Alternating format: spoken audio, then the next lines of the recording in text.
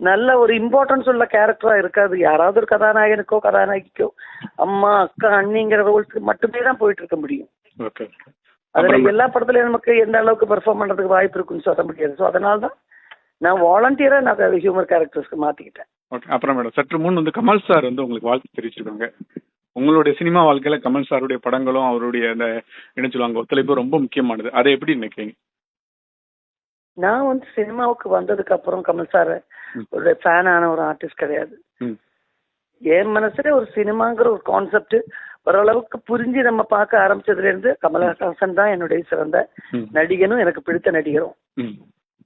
But அவரோட நடிக்க ஆரம்பிச்சதுக்கு அப்புறம் தான் அவர் வெறும் நடிகர் மட்டும் இல்ல, அவர் ஒரு ஆல்ரவுண்டர். அவர் அந்த எடுத்துக்கக்கூடிய அந்த எஃபர்ட்டும் அவர் எடுத்துக்கக்கூடிய சினிமாவை அவர் நேசிக்கிற விதமும் பார்த்துதான் நான் இன்னும் அவருக்கு ரசிகையானேன்.